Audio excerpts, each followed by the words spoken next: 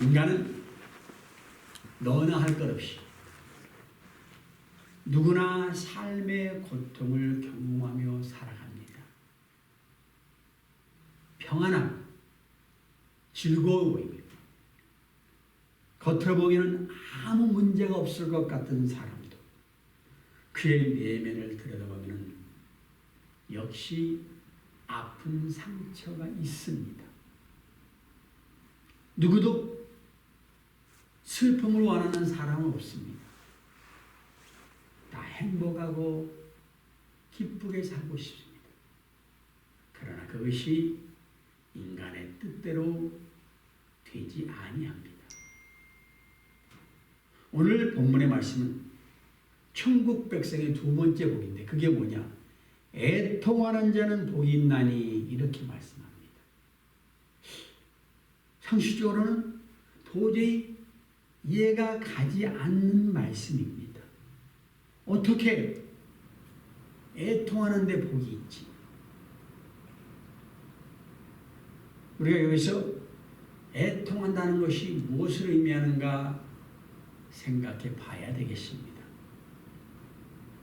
애통함에도 종류가 있습니다. 첫 번째, 세상적인 애통함입니다. 사랑하는 사람들, 가족이나 친구들의 갑작스러운 사고, 질병, 물질의 손실, 여러 가지 이유들로 우리는 슬픔에 빠지게 됩니다. 이것은 모든 인간들에게 공통적으로 적용되는 자연스러운 감정입니다. 그런데 이러한 슬픔이 성경에서 말하는 애통함은 아닙니다. 두 번째는 자기 중심적인 애통함이 있습니다. 이 역시 성경이 말하는 애통함이 아닙니다. 성경을 보면 여러 인물들이 자기 중심적이고 이기적인 마음 때문에 애통하는 것을 보여주고 있습니다. 내 마음에 욕심이 있습니다. 채우지 못해요. 안 돼요. 왜 애통합니다. 대표적인 예로 다윗의 맏아들인 암논이 자기 이복 동생인 다말을 사모했습니다. 그래서 그 자기 이복 동생을 품지 못해가지고 애통합니다. 기가 막힙니다. 여러분, 세상적으로 애통하는 것이나 자기 중심적인 애통하는 사람을 볼 때 우리는 그들이 무엇을 의지하고 사는가, 무엇을 사랑하고 사는 것을 생각해 봐야 됩니다. 그런 자들은 주님과 상관이 없기 때문에 복을 받을 수 없습니다. 세 번째 애통함은 거룩한 애통함입니다. 자기가 죄인임을 깨닫고 가슴 치면서 주님 앞에 나와 애통하는 자가 있습니다. 이것이 본문이 말하는 애통함입니다. 주여, 나는 죄인이로소이다. 세리의 기도 같은 것이죠. 성경적인 애통함은 지난 시간에 말씀드렸던 마음이 가난한 자와 연결이 되어 있습니다. 영적으로 하나님 앞에 파산당한 자와 같아서 어찌할 수 없나이다. 이런 자가 애통하게 되어 있습니다. 그래서 애통하는 자는 죄의 본질을 아는 사람입니다. 내가 얼마나 무기력한 존재인가. 죄로 인해서 나는 철저히 부패했구나. 주님 없이는 살 수가 없고 아무것도 할 수 없는 사람이다. 그래서 주님 앞에 눈물을 흘리며 나옵니다.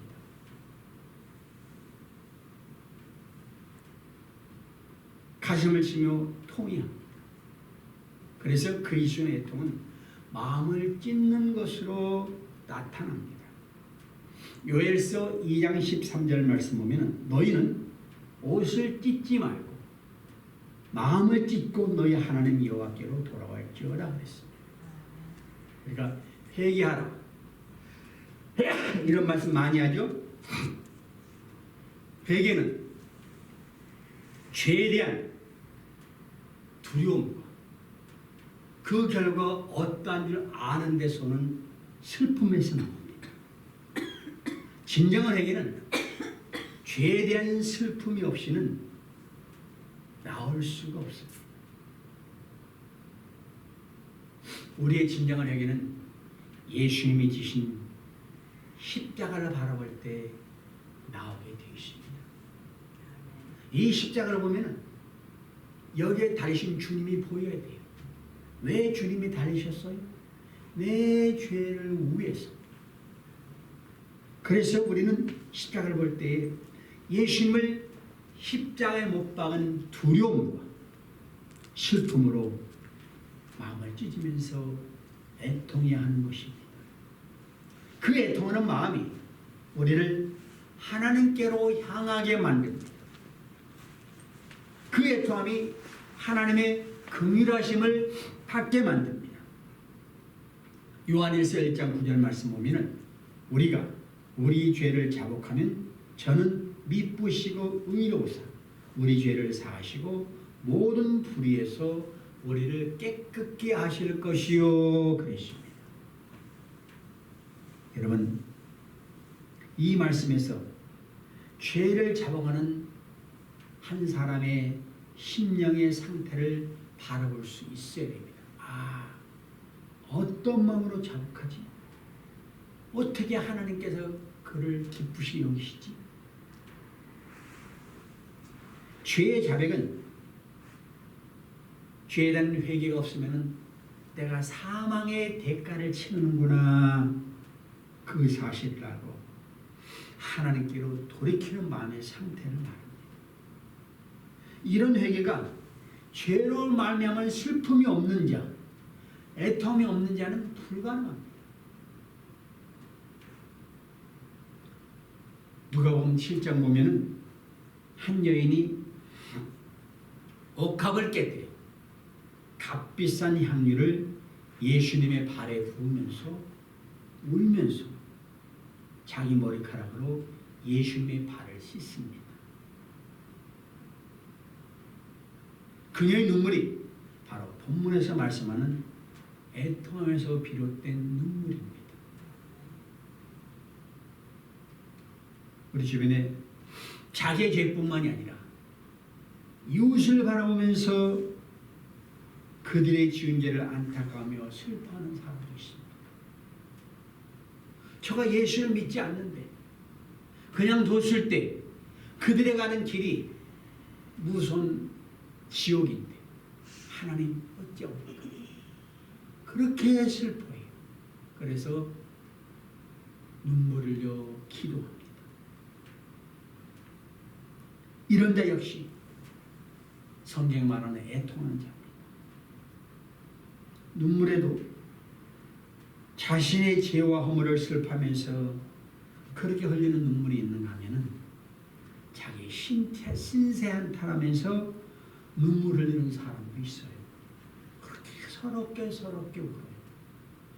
안 됐지만 성경적인 애통함이 없이는 안 됩니다. 물론 그 눈물도 하나님이 불쌍히 여기시죠. 그러나 회개에 이르는 눈물이 아니고서는 죄의 사함을 받지를 못한다는 거죠. 다윗은 눈물의 사람이었어요. 그가 범죄했어요. 왕이면서 자기 충신의 아내를 범했어요. 그러고 난 뒤로 나단 선지자의 책망을 받고 한마라 눈물로 침상을 적시면서 회개의 기도를 드립니다. 그 눈물이 주야로 음식이 될 만큼 눈물 많은 인생을 살았습니다. 범죄한 이후로 칼이 자신의 가슴을 후벼파는 그런 아픔을 느낍니다. 자식이 자기를 반역하고 많은 아픔을 겪었습니다. 여러분, 성경적인 애통함은 단지 마음이 조금 슬픈 정도가 아닙니다. 억제할 수 없는 비통한 상태를 말하는 거예요. 하나님, 내가 이렇게 살다가 주님 앞에 설 수 있습니까? 내가 정말로 천국 백성이 될 수 있나이까? 주여, 나를 불쌍히 여기소서. 이런 애통함이 없이는 안 됩니다. 애통하는 자가 복이 있나니 저희가 위로를 받을 것이니. 그렇게 애통하는 자가 복이 있는 이유를 우리가 아는 거예요. 왜? 하나님의 위로가 임하기 때문에. 여러분, 슬퍼할 때 다른 거 없어요. 그냥 위로해 주는 사람이 있으면 되잖아요. 세상적으로도 그냥 위로해 달라는 거라고. 거기서 잘잘못 따지지 아니하고 위로해 주면 돼요. 하나님이 자기 죄를 위해서 애통하는 자에게 뭐라고 안 하세요. 옆에 함께 있으면서 위로해 주시는 거예요. 그래서 우리는 애통을 하되 무엇을 위해서 애통하느냐에 따라 하나님의 위로를 받는 사람이 있고 그렇지 못하는 사람이 있습니다. 우리가 하나님의 위로를 받는 자가 되려면 자신의 악함과 죄로 인해서 애통할 줄 알아야 됩니다. 여러분, 인생의 모든 고통의 원인을 따져보면 죄입니다. 다른 게 없어요. 아담이 범죄했죠. 하나님께서 아담에게 이르시기를 내가 내 아내의 말을 듣고 내가 너더러 먹지 말라 한 나무 씨를 갈아 먹었은즉 땅은 그로 인하여 저주를 받고 너는 종신토록 수고하여 그 소산을 먹으리라. 땅이 내게 가시덤불과 엉겅퀴를 낼 것이라. 너희 먹을 것은 밭의 채소인즉 내가 얼굴에 땀을 흘려야 식물을 먹고 필검은 흙으로 돌아가리니 그 속에서 내가 취함을 입었으며 너는 흙이 흙으로 돌아갈 것이니라. 범죄에서 땅이 저주받고 결국은 인생이 수고하고 애쓰는 인생이 되어버리고 말았어요. 여러분, 아담이 에덴 동산에서 쫓겨났지요. 그리고 하나님의 은혜로 사는 게 아니라 자기 힘으로 사는 거예요. 모든 인생이 하나는 떠나면 재밌게 살 것 같아요. 구속도 하고 멋대로 살 것 같아요. 근데 아니에요. 하나는 떠난 즉시 고통입니다. 하늘에 연을 띄우면 연이 막 날아가는데 이 연줄이 붙들고 있어. 이 연줄만 아니면 내가 그냥 저 높은 항구 마음대로 날 것 같은데. 근데 연줄이 딱 끊어진 순간 연은 땅으로 곤두박질 치는 거예요. 근데 인생이 그거를 몰라요. 죄는 하나님과 우리 사이를 멀어지게 만들었어요. 그래서 원수되게 만들었어요. 하나님이 죄를 얼마나 싫어하시는가를 알아야 됩니다.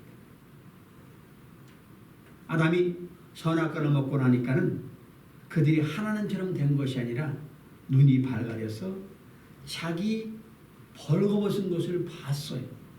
그래서 이제 무화과 나무 잎으로 치환을 하고 동산 나무 사이에 숨습니다. 하나님이 누가 나의 벗었음을 내게 고하였느냐. 내가 너더러 먹지 말란 나 그 나무 실과를 먹었느냐.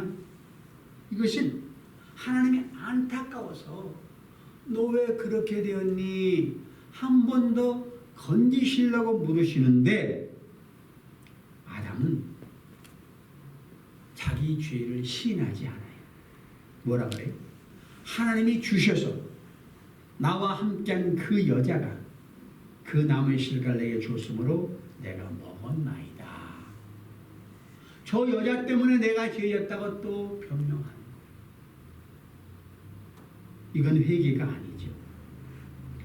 자기 죄에 대해서 애통하지 않고 하나님이 나에게 직접 그 나무의 실과를 먹는 내가 정녕 죽으리라 하셨는데 내가 먹었나이다 주여 어쩌오. 그랬으면 인류 역사는 어떻게 달라졌을 거예요.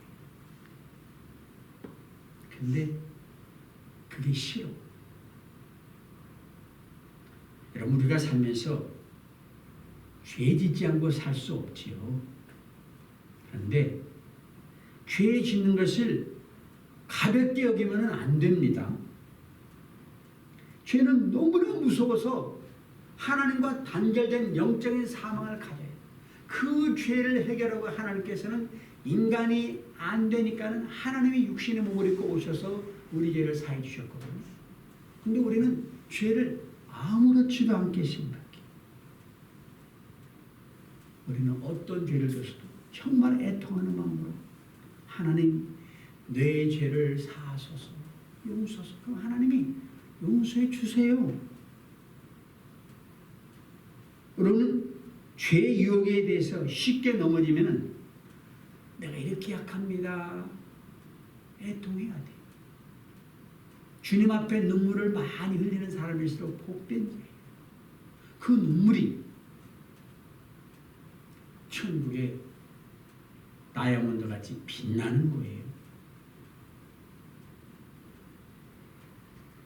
베드로가 주님과 마지막 만찬에서 모든 사람이 보는 앞에서 다 주를 버릴지라 나는 언제든지 주를 버리지 않겠나이다.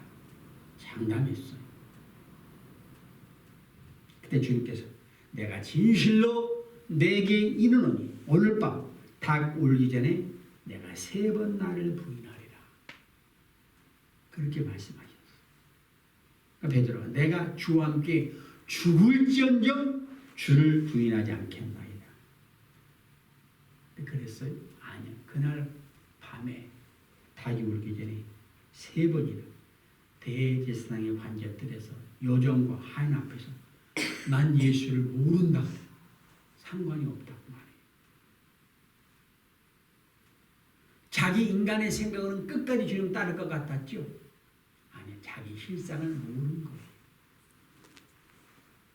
근데 닭이 꺾여. 그때 예수님 하신 말씀이 생각나는 거예요. 닭 울기 전에 내가 3번 나를 부인하리라. 닭 소리를 듣고 나가서 통곡하고 울었어. 내가 주님을 배반했구나. 애통했어요. 여러분, 오늘날 우리 기독교인들에게 정말 필요한 게 뭐냐면요. 그런 애통하는 마음이에요. 혹 죄를 범했으면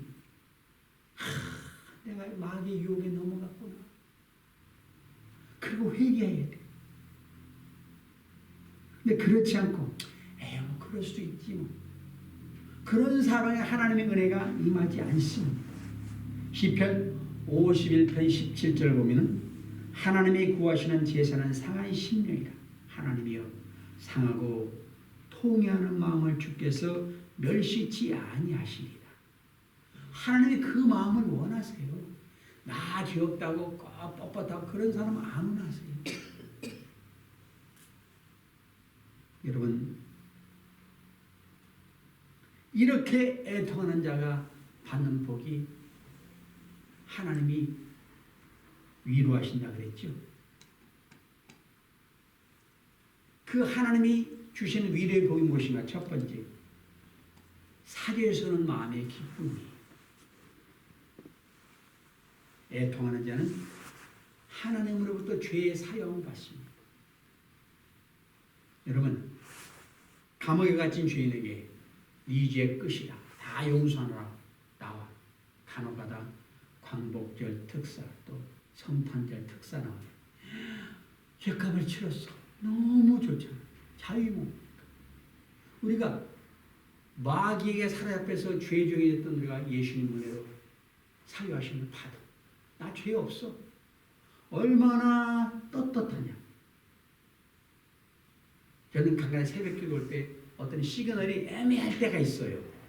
노란불에서 약 지나갈 때 내가 지나갈 때 빨간불이 보이면요.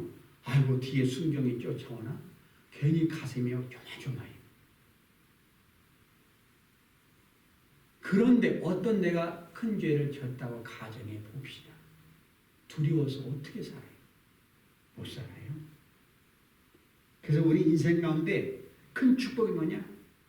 죄사함 받는 것. 너무 큰 축복이에요. 이 기쁨을 뭘로 마음으로 표현할 수 있겠어요? 로마서 4장 7절 8절 보면 그 불법을 사심을 받고 그 죄를 가려울 그런 자는 복이 있어. 주께서 그 죄를 인정하지 아니하실 것이고 그런 사람은 복이 있다 그랬어요. 우리 죄를 아무리 사탄이 잠재서 내가 사해 줬어 그럼 끝이에요. 여러분 죄를 짓고 난 뒤에 마음에 불안 근심 걱정 죄를 범한 자는 한순간도 마음 편히 살 수 없다 그래요. 근데 예수 없는 인생이 이와 같아요. 억지로 다른 것으로 마음 평안 얻어보려고 그러고 뭐 어디 찾아봐도 안 돼요. 근데 하나님으로부터 받은 그 죄 사함에서 오는 기쁨은 엄청나거든요. 그 우리는 떳떳한 거예요. 그런 자의 심령 속에는 성령이 내 마음에 계셔서 마음이 평안해요. 나이 들면 여러분 뭘 여러분 필요해요? 돈 있으면 얼마나 있어요? 건강하고 먹고 살면 되죠. 난 마음 좀 편했으면 좋겠어. 다들 이래요. 마음 좀 편했으면 좋겠어. 여러분 애통하는 자는요 하나님의 성령이 임하셔서 평안을 주는 거예요. 주님께서 부활하시고 제자들이 뭐라 해서 내 평안을 준다 그랬어. 너에게 평안을 주노라. 평안이 이사야 57장 15절 지존무성하며 영원히 구하며 거룩하다 이름하는 자가 이같이 말씀하시되 내가 높고 거룩한 것을 구하며 또한 통회하고